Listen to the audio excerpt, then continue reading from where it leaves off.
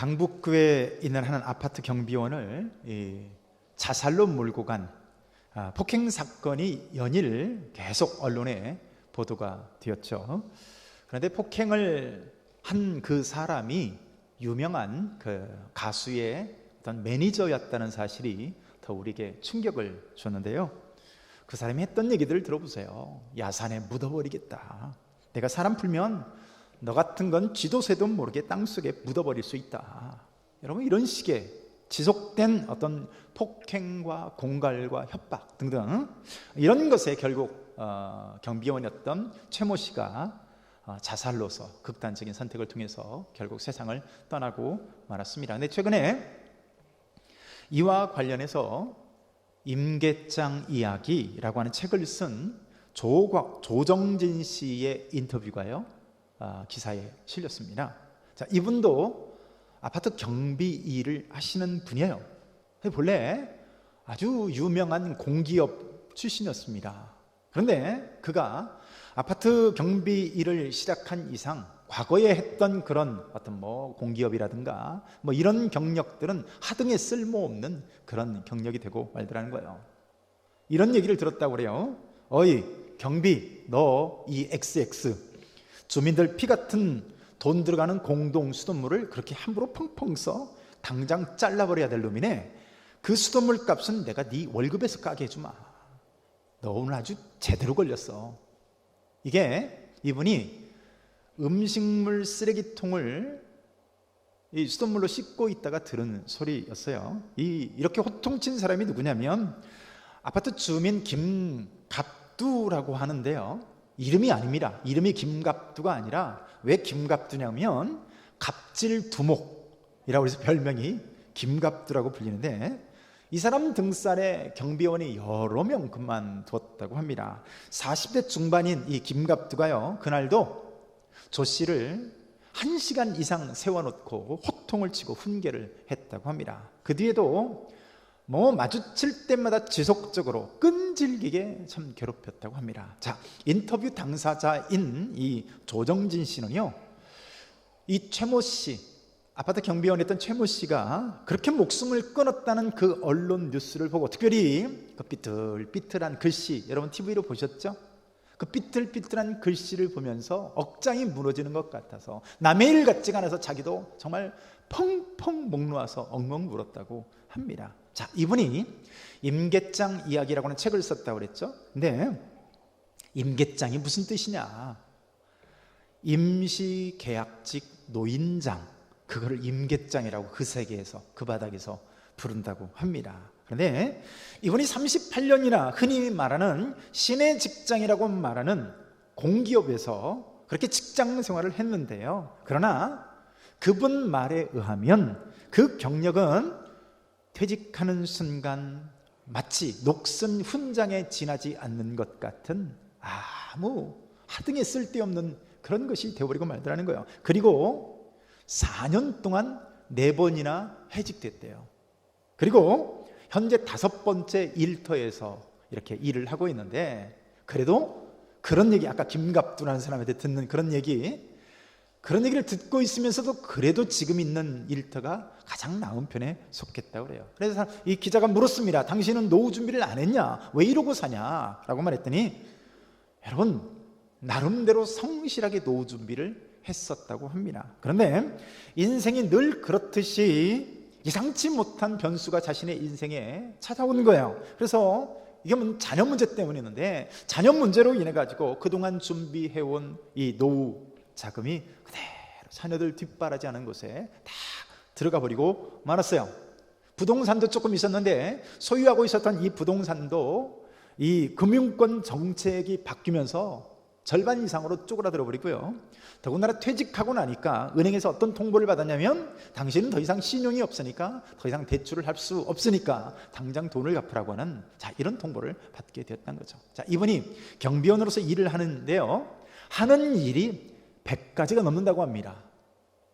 이 경비원 리스트에 있는 것에 한 10배 정도 된다고 하는데, 대충 이런 일들을 한다고 해요.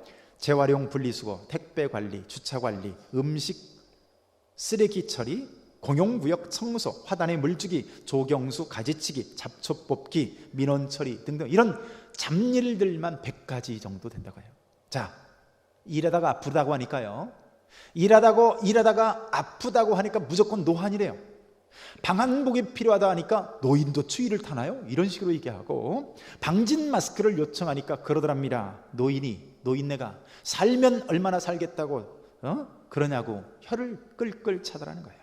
자, 이분에게 동료 경비원들에게 하고 싶은 말이 없냐라고 물었더니, 약자가 흘리는 눈물 한 방울까지 하나님이 다 보고 계시니까 제발 우리가 아무리 고통스러워도 목숨만은 끊지 말자고 하는 말로 기사 인터뷰를 마무리한 걸 보고 제가요, 참 가슴이 먹먹했고 참 남의 얘기 같지 않다는 생각이 들었습니다. 사랑하는 성도 여러분, 우리가 최선을 다해서 인생을 우리가 살아갔지만 바로 그 조정진 씨 말과 같이요, 우리가 살아가는 인생에 얼마나 예상치 못한 변수들이 우리들에게 찾아옵니까? 때로는 정말 우리들의 미래가요, 칠흑 같은 절망처럼 느껴질 때가 있습니다. 사방으로 우겨쌈을 당한 것 같고요, 정말 죽음 같은 이 절망에 휩싸일 때가 때때로 우리 인생 가운데 찾아오기도 하는 것이죠. 여러분들은 어떻습니까? 코로나19로 인해서 오늘날 지금 얼마나 많은 사람들이 절망 가운데 있는지 몰라요. 코로나19로 인해서 미국의 실업자 인구가 3,900만 명이 되었다고 합니다. 생각해 보세요. 3, 4개월 동안 이 코로나19로 인해서 직장을 잃은 사람들이 3,900만이면 우리나라에 일하는 사람의 거의 절대 다수가 다 실업된 것과 똑같은 거예요. 우리나라도요, 체감 실업률이라는 게 있습니다. 체감 실업률, 그러니까 피부로 느끼는, 그러니까 실제 통계가 아니라 체감 실업률. 자, 이게요 13개월째 계속 상승하고 있다고 합니다. 청년 실업률은 OECD 국가가 평균 14%가 이렇게 줄어들었는데, 여러분, 한국은 28%가 이 바로 청년 실업률이 늘었다고 합니다. 그리고 우리 취준생이라고 하죠. 취업을 준비하는 학생들 혹은 청년들을 우리가 취준생이라고 하는데, 요즘에는 무기한으로 그냥 집에서 쉬는 이런 사람들이 청년 규모 체감 실업률, 그냥 무기한으로 집에서 쉬어버리는 이런 청년 체감 실업률 역시 지금 현재가요 역대 최대치라고 합니다. 여러분, 오늘 본문에 다윗은 어떤 인생을 살았을까요? 사무엘하 22장 29절을 보면요, 우리 함께 한번 읽을까요? 본문이죠. 29절입니다. 시작. 여호와여, 주는 나의 등불이시니 여호와께서 나의 어둠을 밝히시리이다. 여러분, 왜 어둠을 밝히시리다 라고 말을 할까요? 그가 어둠 가운데 삶을 살아왔기 때문에 그래요. 다윗 역시 앞이 보이지 않는 어둠 가운데 참 암울한 지난 삶을 살아왔던 것이죠. 고난이요, 한두 해라고 한다면 견뎌볼 만합니다. 또 언제 끝난다라고 하는 이 시계가 정해져 있으면 버텨볼 만하다니까요. 군대를 가는 친구들이 대부분 맞지 못해서 갑니다. 죽지 못해서 가요. 저도 특공대를 다녀왔잖아요. 특별히 공부 못하는 대가리를 가진 사람들이 특공대를 가는데, 제가 특공대를 갈 때 거기서요, 제가 군대에서 도는 한 가지 말이 있습니다. 국방부 시계는 거꾸로 매달아놔도 간다. 이 말 하나 붙잡고 버텼습니다. 왜? 그때 당시에 지금 정확히 기억이 안 나, 2년 반 정도 됐던 것 같은데, 아무튼 국방부 시계는 거꾸로 매달아놔도 가니까 2년 반만 버티자, 이를 악물고 시간만 가기를 바랬던 것이죠. 그러니까 이렇게 뭔가가요 끝날 시점이 정해지면 현재 좀 어려움이 있어도 버틸만 하다고요, 견딜만 하다고요. 그런데 다윗에게 주어진 이 암울한 어려움은 언제 끝난다라고 하는 시기가 없습니다. 그런데 어떻게 다윗은 그런 암담한 삶을 이겨낼 수 있었을까요? 29절에 뭐라고 말씀하고 있어요? 바로 주님이 다윗의 등불이 되어 주셨다는 거예요. 다윗에게 고난이 없었기 때문이 아니라 참으로 암담하고 참으로 암울한 상황이었지만 그에게는 여호와 하나님이라고 하는 이 등불이 있었기 때문에 그가 좌절하지 않을 수 있었다는 겁니다. 우리가 살아가는 인생길 역시 얼마나 거칠고 얼마나 참 험악한 그 시련의 파도들이 우리에게 다가옵니까? 세상은 갈수록 악해져 가는 것 같고요, 정말 믿는 우리들이 정말 설 자리를 잃어버리는, 마치 의인이 터가 무너지면 어디에 설고 라고 하는 이 말씀과 같이 정말 이 세상이 악해져서 우리 믿는 그리스도인들 설 자리가 없는 것 같은 그런 느낌을 받을 때가 참으로 한두 번이 아닙니다. 자, 이런 상황에서도 다윗은 그 암담한 상황에서 등불 대신 하나님으로 인해 실족하지 않고 이겨낼 수 있었던 줄로 믿습니다.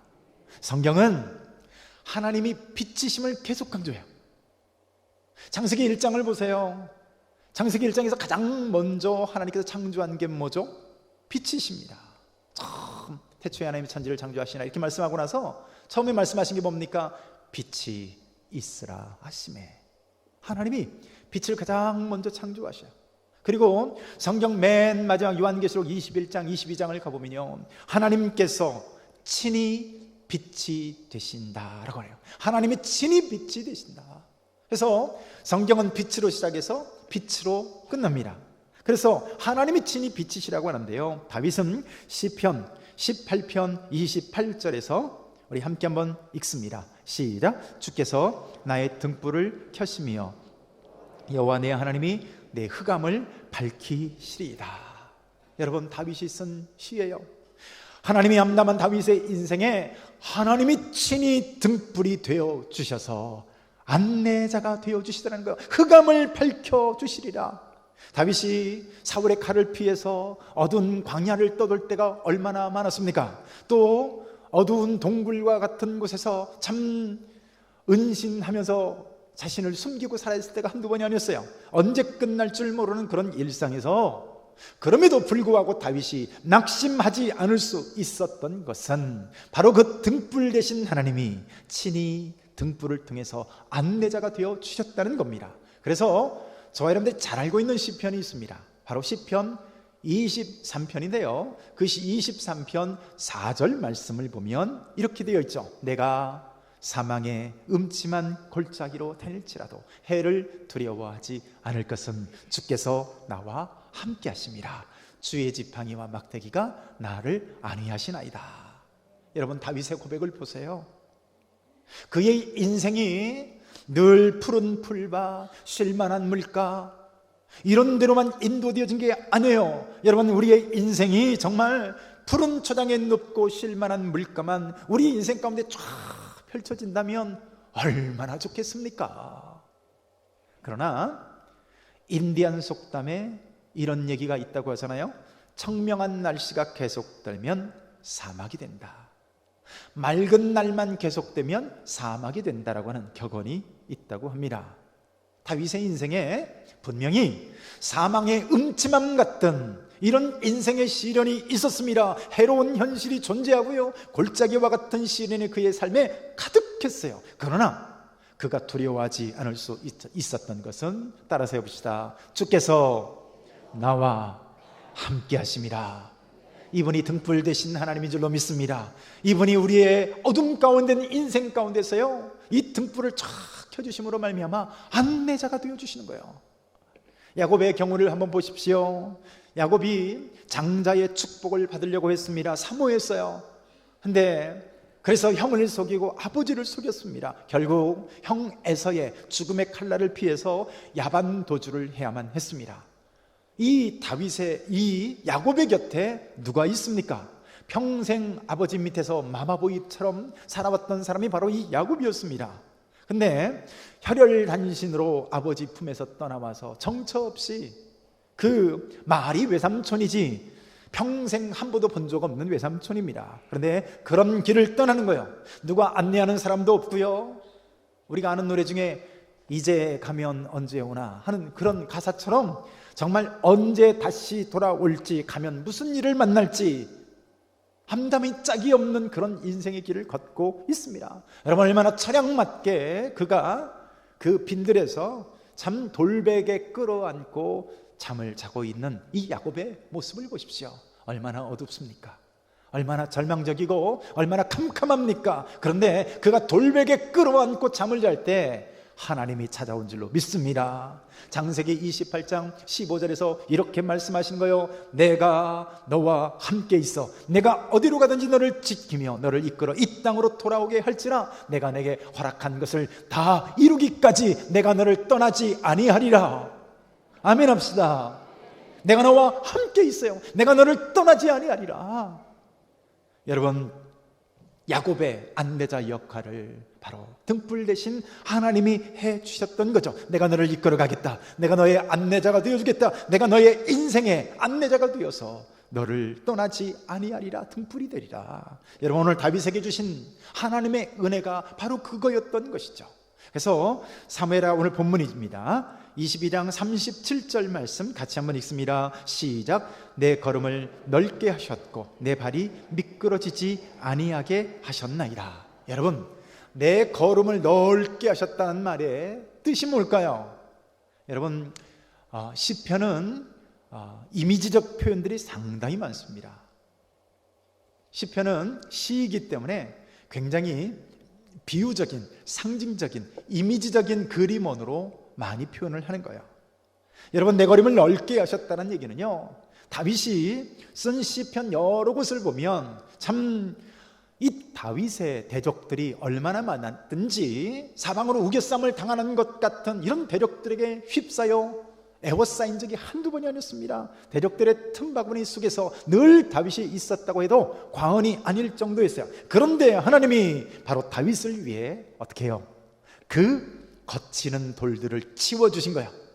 이 평생맨수라고 그러죠. 이 평생맨수들이 다윗 곁에 즐비했지만 하나님이 거치는 돌을 치워주십니다. 하나님이 안내자가 되어주십니다. 하나님의 그의 길에 평탄케 해주시는 그 역할을 하나님이 해주신 거예요. 하나님이 돌파구를 마련해 주시고 하나님이 그의 인생에 등불이 되어주신 줄로 믿습니다.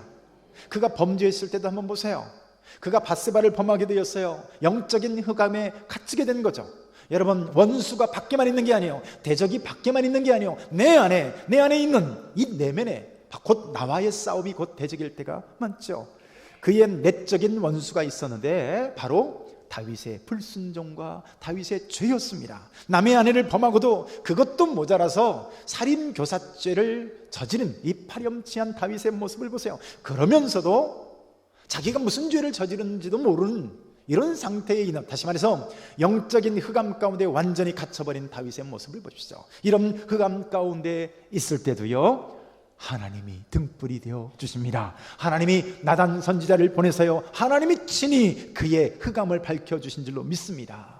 우리도 마찬가지예요. 우리도 본래 자기 몸이 썩어져 죽어가는 이 마치 문둥병자와 같이 우리도 역시 이 죄 가운데 진멸받아 마땅한 어둠과 흑암 가운데 둘러싸인 죄악된 그런 삶이었던 것이죠. 바로 그런 우리들의 삶에 우리 주님이 빛으로 찾아오신 줄로 믿습니다. 다윗이 이 하나님을 경험하고 이 하나님을 오늘도 찬양하고 있는 거예요. 오늘 계속되고 있는 다윗의 고백을 한번 보십시오. 우리 30절입니다. 함께 읽습니다. 시작. 내가 주를 의뢰하고 적진으로 달리며 내 하나님을 의지하고 성벽을 뛰어넘나이다. 아멘. 아멘. 하나님이 다윗에게 능력을 주시고 힘을 주시는 거예요.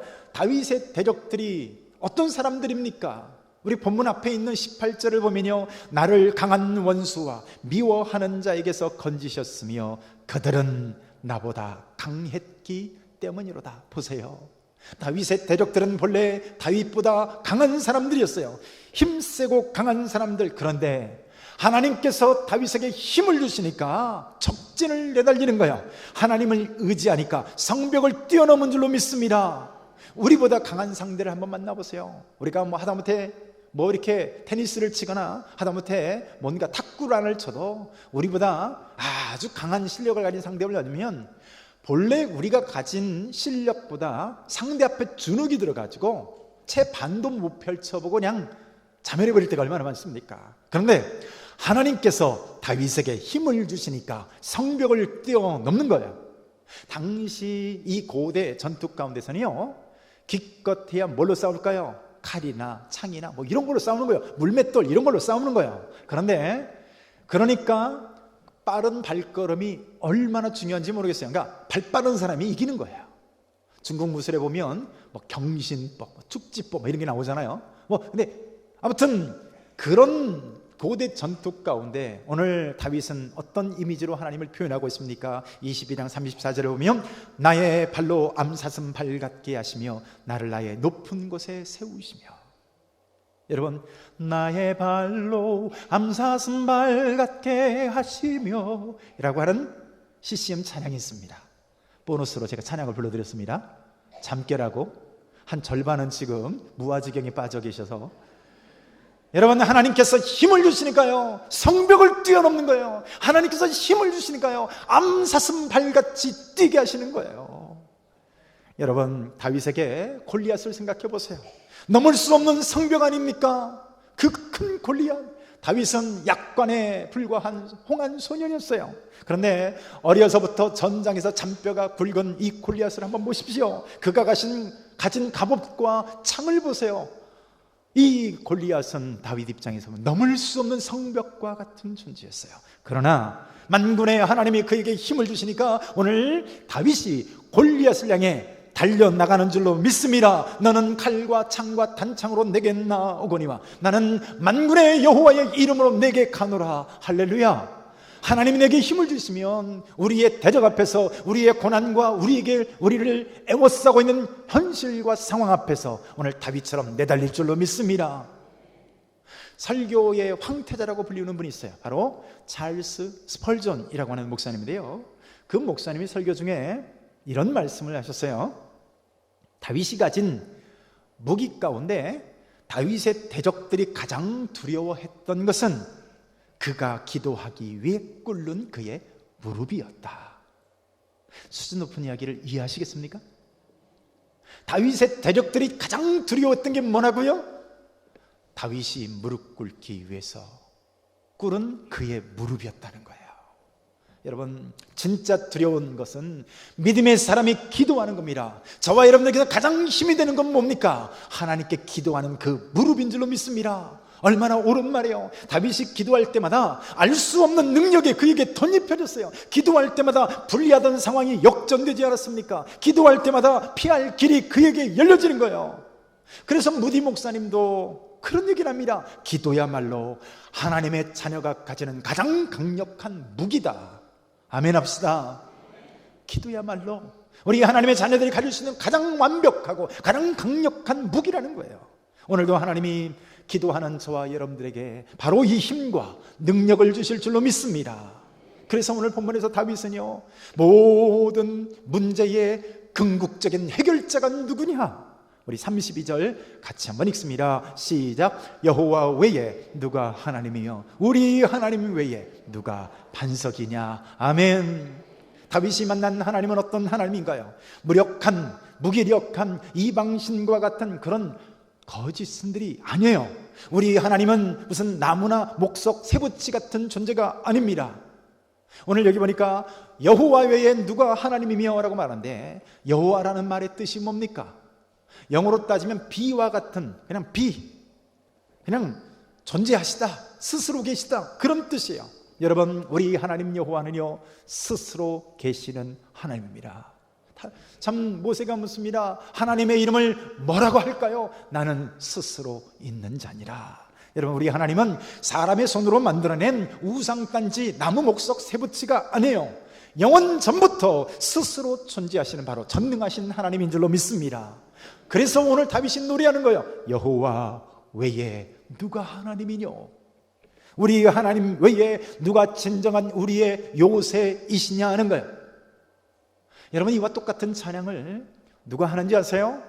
사무엘상 저쪽 앞쪽에 가보면 2장에서 바로 한나가 그렇게 찬양합니다. 2장 2절을 보면 여호와와 같이 거룩하신 이가 없으시니 이는 주밖에 다른 이가 없고 우리 하나님 같은 반석도 없으심이다. 할렐루야. 누가 우리 하나님 같으신가?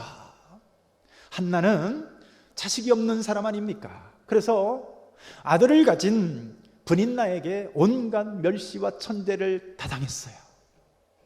참 아들이 없는 서름을 아십니까? 저도 모릅니다. 근데 당시에 이 자녀가 없다는 것은 절망적인 거였어요. 하지만 어떻게 사람의 힘으로 생명을 잉태할 수 있겠습니까? 그러나 하나님께서 기도하는 한나에게 바로 등불과 같으신 하나님이 하나님의 능력을 그에게 덧입게 하심으로 여러분 아이를 갖게 되어 사무엘을 얻게 됩니다. 그래서 그 한나도 역시 다윗과 같은 고백을 하는 거예요. 여호와 외에 누가 하나님이며 우리 하나님 외에 누가 반석이냐. 여러분들은 어떤 하나님을 경험하고 계십니까? 그랬다 하더라 식의 이런 비상적인 하나님을 믿고 있습니까? 아니면 오늘도 저와 여러분들의 삶 가운데서 친히 역사하시고 친히 일하시고 친히 응답하시고 친히 말씀하시고 저와 여러분들의 성벽을 뛰어넘게 하는 그 하나님을 범사의 날마다 오늘도 경험하고 계십니까? 여러분, 오늘 다윗이 그래서요 자신의 삶 속에서 만난 그 하나님을 높이며 노래하고 있어요. 다윗은 시편 24편에서 다음과 같이 찬양을 합니다. 문들아 너희 머리를 들지어다. 영원한 문들아 들릴지어다. 영광의 왕이 들어가시로다. 영광의 왕이 누구시냐? 강하고 능한 여호와시요 전쟁에 능한 여호와이시로다. 할렐루야. 문들아 머리를 들지어다. 영광의 왕이 들어가시로다. 영광의 왕이 누구냐? 강하고 능한 여호와시요 전쟁에 능한 여호와이시다. 할렐루야. 저와 여러분들이 믿는 하나님은 어떤 하나님이에요? 죽은 하나님이 아닙니다. 나무 목석의 하나님이 아니요 피상적인 철학적인 손에 잡을 수도 없고 증거를 댈 수도 없는 그런 개념 속에나 존재하는 하나님이 아니에요. 그 하나님은 친히 말씀하십니다. 친히 역사하십니다. 친히 일하십니다. 오늘 저와 여러분들의 삶 가운데 있는 그 모든 문제를 친히 해결해 주시는 전능하신 하나님인 줄로 믿습니다.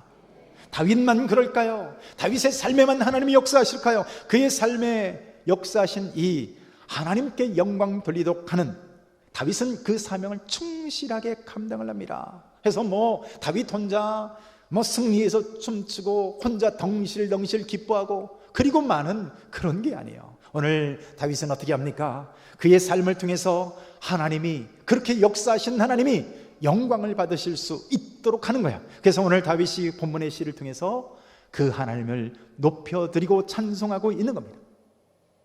참된 목자라고 하는 책으로 아주 유명하신 리차드 백스터라고 하는 목사님이 계십니다. 자, 이분은 목사님들에게 얼마나 많은 영향력을 끼쳤던지 목회자들의 목회자라고 하는 그런 평을 듣는 분이에요. 근데 이분이 세상을 떠나시기 직전에 사람들이 그에게 찾아와서 그가 지은 책 저서를 막 칭송합니다. 그랬더니 그가 손을 들고 이 리차드 백스터 목사님이 이렇게 얘기합니다. 나는 하나님 손에 들린 펜일 뿐이었습니다.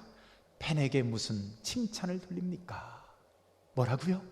나는 하나님의 손에 들린 펜대에 불과했다는 거예요.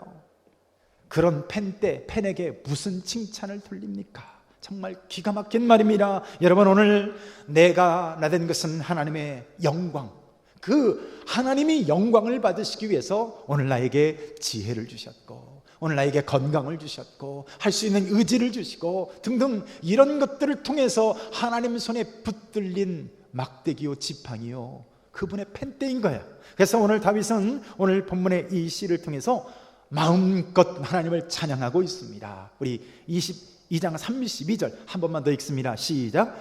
여호와 외에 누가 하나님이며 우리 하나님 외에 누가 반석이냐. 아멘. 이 하나님이 우리들의 하나님인 줄로 믿습니다. 31절에서 이렇게 고백하고 있어요. 하나님의 도는 완전하고 여호와의 말씀은 진실하니 그는 자기에게 피하는 모든 자에게 방패시로다. 아멘. 다윗마대 하나님이 아니에요. 오늘도 다윗처럼 하나님을 의뢰하고 하나님께 피하는 모든 자들은 예외 없이 저와 여러분들에게 하나님이 등불이 되어주시고 힘과 능력이 되어주실 줄로 믿습니다. 말씀을 맺습니다. 저와 여러분들의 삶의 정황은 어떻습니까? 혹시 낙심과 절망의 자리는 있지 않은지요? 오늘 하나님을 의뢰하시기를 축복합니다. 하나님이 저와 여러분들의 등불 되어주실 줄로 믿습니다. 오늘 낙심하고 좌절하고 있지만 하나님께 나아가는 자는 하나님께서 암사슴발같이 뛰게 하시고 막힌 문제들을 뛰어넘게 하는 은혜가 함께할 줄로 믿습니다. 한 목소리로 한번 기도합니다. 오늘도 기도할 때 여호와 외에 누가 하나님이며 우리 하나님 외에 누가 반석이니요. 오늘도 내 안에 역사하시는 하나님, 오늘도 일하시는 하나님, 오늘도 등불 되어주신 하나님, 나의 발로 암사슴 발같게 하시는 하나님, 이 하나님을 찬양합니다. 간증합니다. 우리 한 목소리로 한번 기도합니다. 하나님 아버지 감사합니다.